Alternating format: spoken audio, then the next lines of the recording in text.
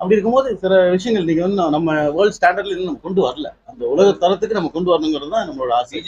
சட்டம் இன்னைக்கு ஆட்சி பண்றது வந்து இன்னைக்கு வந்து என்ஆர் காங்கிரஸ் தலைமையில் தான் இன்னைக்கு நடந்துட்டு இருக்கு. ஸோ நம்ம வந்து பிஜேபி வந்து கூட்டணியில இருந்து அவங்க சப்போர்ட்டா தான் இருக்காங்க தவிர இது வந்து இந்த அதுதான் இந்த லா அண்ட் ஆர்டர்லாம் சரியில்லை. நிறைய வந்து இம்ப்ரூவ் பண்ணணும். டெக்னாலஜி லேட்டஸ்ட் டெக்னாலஜி யூஸ் பண்ணணும். அரசியல் அப்பாற்பட்டு நீங்க நடந்த வந்து நம்ம தேசத்தை தாக்கிய பாகிஸ்தானுக்கு சவாலாக நம்முடைய பாரத பிரதமர் வந்து அவங்களுக்கு வந்து பாகிஸ்தான் ஒரு அடி கொடுத்துருக்காங்க.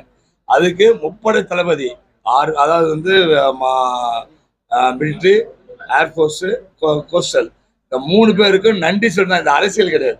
இந்த அரசியல் சார்பற்று இன்னைக்கு இந்த மாபெரும் ஒரு பேரணி நடத்தி அந்த வெற்றி பெற்ற நம்ம தேசத்தினுடைய ராணுவ வீரர்களுக்கு சல்யூட் தெரிவிக்கிற நம்முடைய பிரதர் வந்திருக்காங்க. இதுதான் நோக்கம். அரசியல் வேணும். அதாவது புதுச்சேரி மக்கள் வந்து அவர் என்ன சர்வீஸ் பண்ணிக்கிறாங்க புதுச்சேரி மக்களுக்கு தெரியும். அப்படி இல்ல பல காலமா அவருடைய தொண்டரான ஜான்குமார் அண்ணா பல ஆண்டுகளாக அவருடைய சிஸ்டரான ஜான்குமார் அண்ணா அவங்க ஃபேமிலி வந்து சர்வீஸ் பண்றாங்க. அவங்களுடைய சிஸ்டர் தான் அவங்க. அதனால இப்போ எல்லாமே இருக்காங்க. தலைவர் இப்போ தமிழ்நாட்டுக்கு தலைவர் இருக்காங்க. அந்த தலைவர்கள் வந்து புதுச்சேரி மாநிலத்தில் சர்வீஸ் பண்ண மாட்டாங்க. அவங்களுடைய தொண்டர்கள் தான் சர்வீஸ் பண்ணுவாங்க. திராவிட கட்சியா இருக்கலாம், இல்ல வந்து காங்கிரஸா இருக்கலாம். காங்கிரஸ் தலைவர் ராகுல் காந்தியே வந்து பாண்டிச்சேரி சர்வீஸ் பண்ணுவாரா? திராவிட முன்னேற்ற முதலமைச்சர் பாண்டிச்சேரி அது மாதிரி அவங்க தொண்டரான அண்ணன் ஜான்குமார் சர்வீஸ் பண்ணாங்க.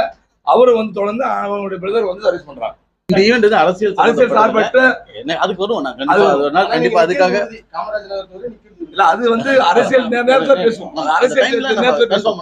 இன்னைக்கு இந்த நம்ம நம்ம வந்து அரசியல் சார்பற்று இன்னைக்கு தேசிய கொடி